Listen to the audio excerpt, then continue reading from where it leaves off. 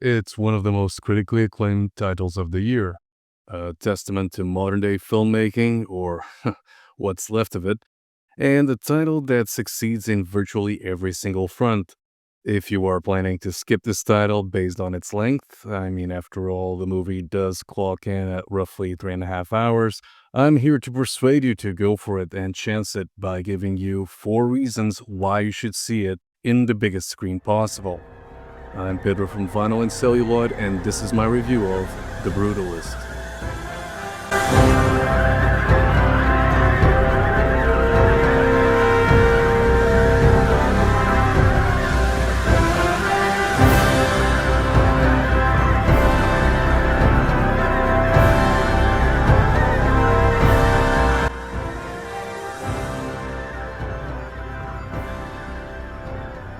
Long and majestic epics are a thing of the past. I mean, Hollywood really doesn't make them anymore. Now, I'm not saying that every movie needs to be an epic, but a well-made, larger-than-life entry is a core component of what made going to the movies a great experience. Every year around this time, I usually partake in the loud cry from a crowd of purists in mourning the death of cinema. The writing is on the wall with plenty of evidence to support it. I mean, you look at it and you find a truly weird mix. On one hand, you have studio consolidation, the rise of AI, the Netflixization, if that's a term, of entertainment, and a noticeable decline in attention spans, read audiences' dumbification. All of this seems to back up the idea that cinema is dead or at least on life support. Now, I'd like to add another piece of evidence, and a controversial one. I think the lack of capable, inventive new auteurs is also part of the reason why cinema could be seen as a dying art. With the greats of the past leaving us so quickly, rest in peace, David Lynch, there is a real gap in fresh talent. And I know, but I'm gonna come out and say it. The likes of Ari Aster, Robert Eggers, and Wes Anderson just really don't cut it for me. On top of that, you have a year, such as 2024, which was filled with underwhelming titles, making it one of the most mediocre years in cinema. There are a couple of gems, mind you, but overall it was pretty mid, as the kids say. And so there's definitely a reason to be pessimistic. But then, out of nowhere, if you're lucky like I was, you'll bump into a stellar title that gives you hope. Enter The Brutalist, a title that has been on my radar for most of 2024, even prior to the Venice Film Festival, and that is now in the spotlight thanks to its 10 Oscar nominations and recent victory at the Golden Globes. And let me tell you, the movie does deserve every single one of its nods. Everything you see in it reminds you of the great works of the past. I'm thinking of Coppola's The Godfather Part 2, Leone's Once Upon a Time in America, and even Bertolucci's Divisive 1900. But before I begin to wax poetic about Brady Corbet's achievement, let's recap what this movie is about. Corbet's The Brutalist follows Hungarian architect László Tóth, played by Adrien Brody, a Hungarian-Jewish architect and concentration camp survivor who was separated from his wife during World War II, but still was able to flee a war-torn Europe and start a new life in America. Laszlo first stays with his cousin Attila, played by Alessandro Nivola, before several incidents, including a clash with one of Attila's best clients, Harry Van Buren, played by Joe Alban, finds him seeking new arrangements. Looking to make amends, Harry's father, an American businessman named Harrison Lee Van Buren, played by Guy Pearce, offers the architect a role in an ambitious project. Harrison, who has discovered Todd's talents and past work in his native Hungary, commissions a recreation center for the community, which he intends to be his legacy. The affluent businessman promises Laszlo full artistic freedom and financial security for the project's duration. As he starts to be included in high society affairs, Toth is introduced to an influential lawyer keen to help him expedite the immigration of his wife, Erzbet, played by Felicity Jones, and niece Sophia, played by Rafi Cassidy. Driven by ambition, László dedicates himself to the project, whilst the magnitude of his architectural ambitions and the challenges he encounters begins to take a toll on both his personal and professional life. Tóth goes down a path of isolation and reflection, forcing him to assess the cost of his work and the sacrifices made. By now, you're probably sensing the amount of dramatic intensity you'll find in this story. It could easily been one of those Oscar baity titles that usually wash ashore this time of the year. But let me tell you, there's nothing common or usual about this masterpiece. Director Brady Corbet resurrected VistaVision, a higher resolution format pioneered by Paramount in the 1950s, to bring you one of the most immersive experiences ever shot. He recreated all the details of the period, post-war America, and did it all with a meager budget of $10 million. But I know this inside baseball chat won't get your butt on the movie theater.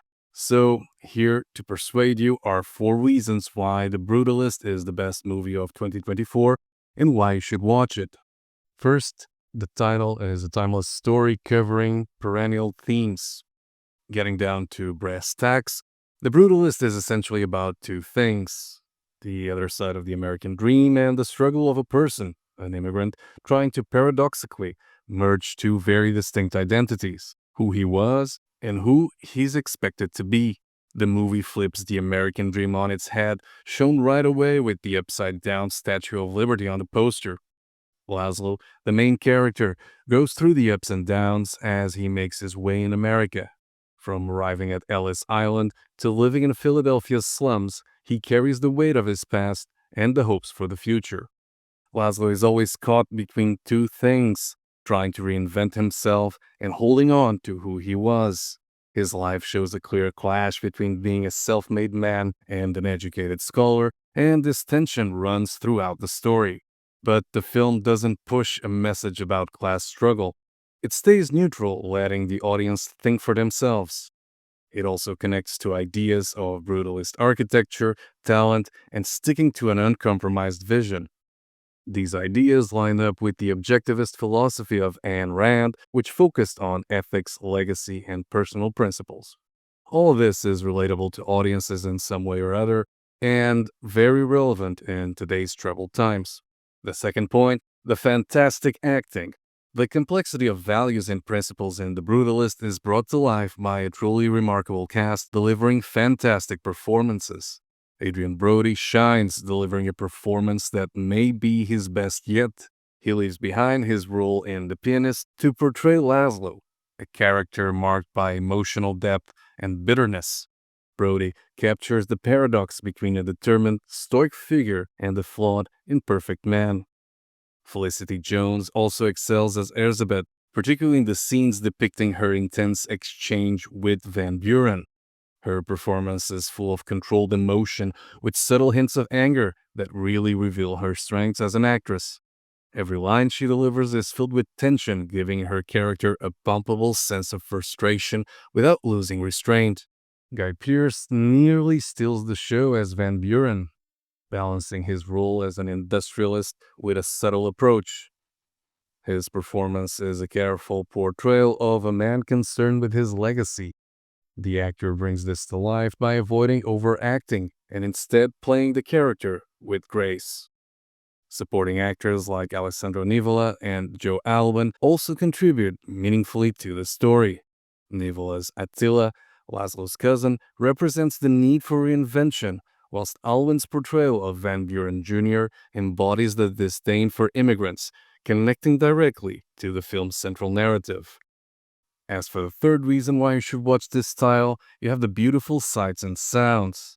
The acting in Corbet's film is outstanding, as I already mentioned, but it's not only the acting. Every technical aspect of the movie is top-notch. In my opinion, this is a sine qua non for making a film that can be considered the best. The script, written by Corbet and Mona Fastfold, is perfectly crafted. The movie is divided into two distinct parts. The first half focuses on hope and the endless possibilities in the land of opportunities. The second part shifts gears, exploring the challenges that the lead faces whilst chasing the dream. Lowell Crawley's cinematography takes us on a journey through time, It captures period sequences with stunning accuracy, moving from the urban streets of New York to the open landscapes of Pennsylvania. David Yancho's editing is equally impressive, making the 3.5-hour runtime feel effortless with the smooth and engaging narrative flow. And then there's David Bloomberg's haunting score, especially the track that plays during the opening sequence. It draws you in from the very beginning, grabbing the audience's attention even before the opening credits are over. Now, as for the use of AI, a recent controversy that rose after the nominations were announced, I have a two-part comment. First, screw all the naysayers who will complain about AI assistance. You try and speak flawless Hungarian without any help, and then we'll talk. Second, AI was used to assist in the creation of the visual landscape, an emphasis on the word assist. It didn't replace the actual work that comes with validating information and the creative process itself. Finally, the fourth point, the real-life parallels between art and its costs. The Brutalist explores how art shapes individual identity and cultural history, shedding light on the intersection of personal struggles and public accomplishments. Through Brady Corbet's vision and direction, the film starts with architecture, but it quickly expands into deeper themes. It examines America's complex relationship with immigrants, addressing the prejudice faced by others, and the stark difference between acceptance and assimilation. The narrative touches on progress, along with the destructive side of talent, often intertwined with addiction and self-destruction. Moreover, the 7-year journey from the film's inception to its release, which included significant cast changes, mirrors the film's own exploration of reinvention and transformation. It serves us as a reminder that the act of creating unrestrictively is never a sure thing, and the final output must be cherished and valued if it's good. In conclusion, The Brutalist is a spectacle that excels in every single front. I need to reinforce that the length shouldn't put you off watching it in theaters. After all, you'd spend more time binge watching a season of any mediocre Netflix show. The title is one of those rare movies that carry the A24 distribution banner and somehow doesn't feel limited or underwhelming, instead managing to resonate beyond just a niche audience. I close this episode with a thought, a quote from the movie. No matter what the others try and sell you, it is the destination, not the journey. And to that, Mr. Corbett, I say, you have arrived.